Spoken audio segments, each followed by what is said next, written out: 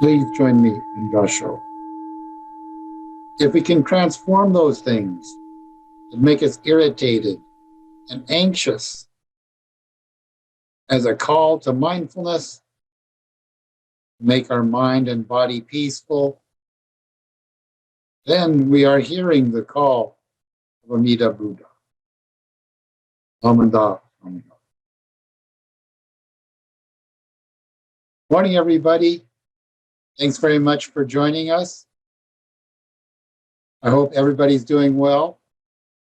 The opening passage I read is a statement that's reformatted or reconfigured from a quote by the great Buddhist teacher Thich Nhat Hanh, who passed away recently. Han's followers would call him Thai, a word like sensei or rabbi or minister. Thai in Vietnamese means teacher. Thai is a title of respect, and so I'd like to use it too for this talk. With Thai's death, we were able to find many quotes across his writings online and elsewhere.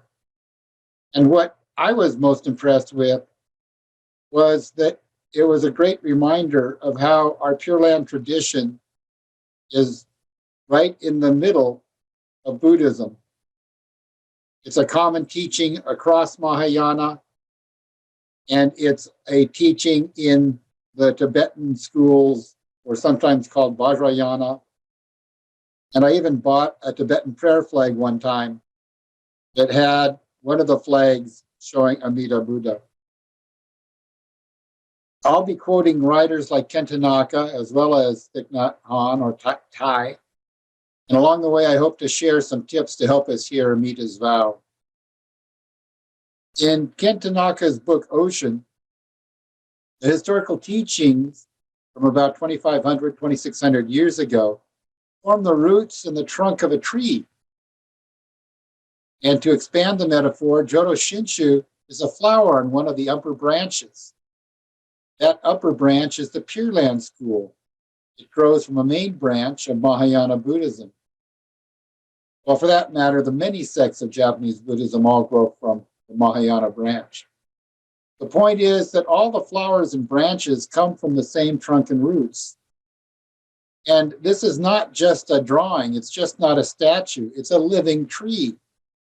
The roots of the tree continue to absorb nutrients and water from the soil and provide new nourishment for the tree in the form of rich, life-giving sap, drawn upward to the top by the action of the sun and through capillary action. Which is another way to say these important teachings are for the here and now. They are living teachings. They're not museum pieces. To follow the Nembutsu path means that we can begin to realize how the active, dynamic teachings of the Buddha, as symbolized by Amida, want us and help us to succeed in our spiritual journey. From outside and symbolizing the limitless universe, and personified to aid our limited understanding. Amida Buddha works to help us succeed regardless of our limitations. As a different way to say the same thing, we can say that the limitless universe wants us to achieve full awareness as a Buddha in this universe. The universe wants us to become a Buddha. The universe is helping us succeed in becoming a Buddha. But we don't have to wait to become a better version of ourselves. We don't have to wait to achieve a deeper spiritual understanding before we begin. This opportunity is exactly for who we are right now, warts and all. A phrase describing the universe in some sutras is the universe is empty but awake. The term empty here means empty of independent origination. The word awake means that the universe is wise and compassionate on its own, in its own way. Here's a short quote from Thai. We spend our lives in running. Practice stopping. When we stop running, we are awakening our sense of already being in our spiritual home. The here and now is our true spiritual home, even in the absence of spiritual accomplishments If we relax our neuroses just a little, if we stop running for periods of time, if we stop and smell the flowers, smell the mown grass, smell the car exhaust, smell old laundry, or smell fresh laundry, we can begin to understand how the here and now is our true spiritual home. To use a non-Jodo Shinshu term, we have Buddha nature. We have always had Buddha nature. It's waiting for us. This nature is not created by good actions or diminished by bad actions. It's not created by good karma or diminished by bad karma. Rather, by stopping our running when we can, we become more in touch with this Buddha nature. We are already spiritually whole. We can develop our awareness of our own Buddha tendency, not to eliminate our problems and failures, but to transform them into greater wisdom and compassion. Tai also understood the tree of Buddhism. Technically, he was from a Zen tradition. That is, we tend to say Zen in common U.S. parlance because of the way Zen Buddhism from Japan became understood popularly in the United States back in the 1960s. But as many of you know, Zen simply comes from the Chinese Chan, which comes from the Sanskrit dhyana, meaning meditation, one of the 6 paramitas we celebrate twice a year during the equinox. And in Vietnamese, Zen is called Tien Hoc. But Tien Hoc or Zen is alive in the same tree of Buddhism as Pure Land, and Tai wrote movingly and appreciatively of the neighboring branch of Pure Land. The Pure Land school includes many sects of Buddhism around the world that focus on the teachings symbolized, personified, and made human by a non-historical figure of a Buddha. And just the title of one of Tai's books tells you how much he appreciates these teachings, as I've used that title already in my explanation. That title is Finding Our True Home, Living in the Pure Land, Here and Now. For Tai, just as for our retired Kenji Sensei, that is Reverend Kenji Akahoshi, the importance of Pure Land is for our ability to find it here and now. Finding our true home, living in the Pure Land, here and now. Well, I've read only a handful of Tai's books. Even when the book seemed to be about another topic, he would appreciatively note the Pure Land approach. For example, here is a quote from Buddha Mind, Buddha Body. The Pure Land is something we bring along with us wherever we go. A portable Pure Land. That is the best thing you can offer to the people you encounter. Offer them nothing less than the Pure Land of the kingdom of God. You are a bodhisattva. That's the kind of gift that's worth making to the people around you. And even more closely, some quotes from Finding Our True Home. The original reality of Amitabha is our own Dharma body. It shines out brightly everywhere in the south, north, east, and west. It is like the autumn moon that lies in the high, vast sky. In the silence of the night, its brilliance shines far over the ocean.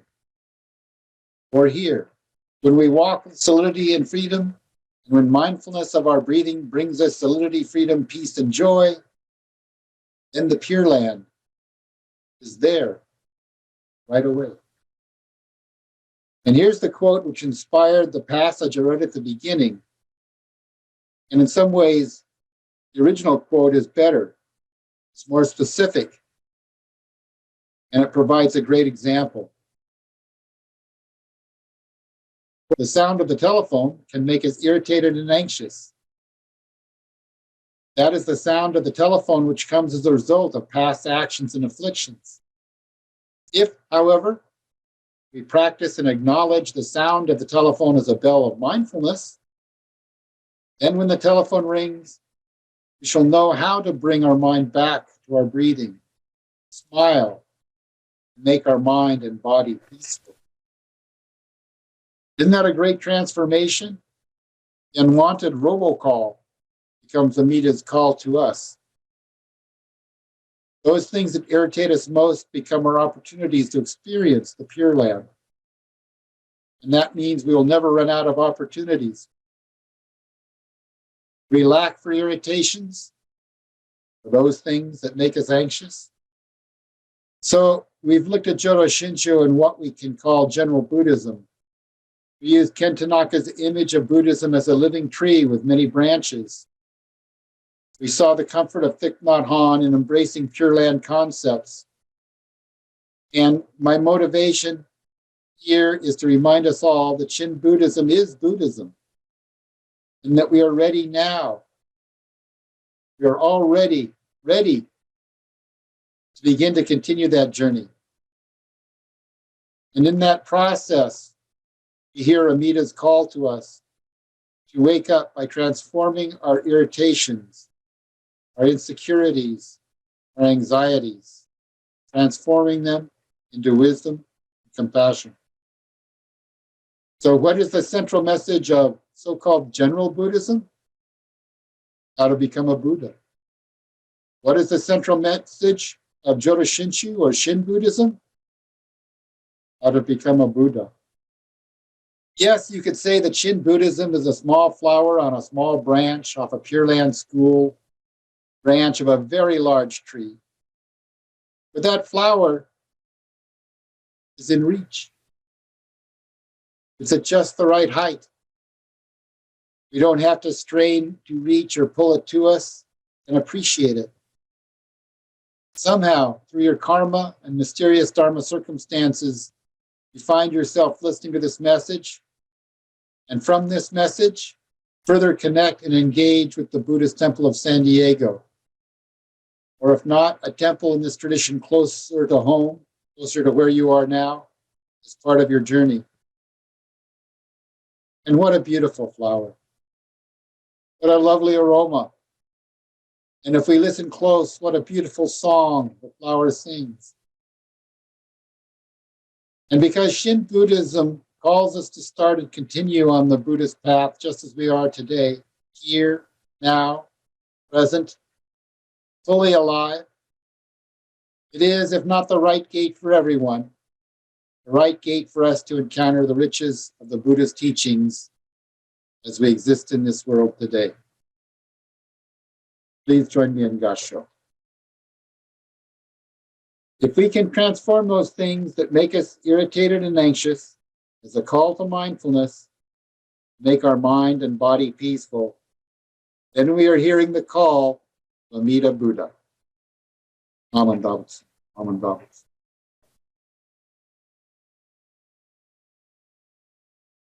Thank you so much for your kind attention. And if you're listening to this in the morning and going next to the general meeting, the login information can be sent to you. Just check on the website, and we hope to see you there. Take care, everybody. Bye-bye.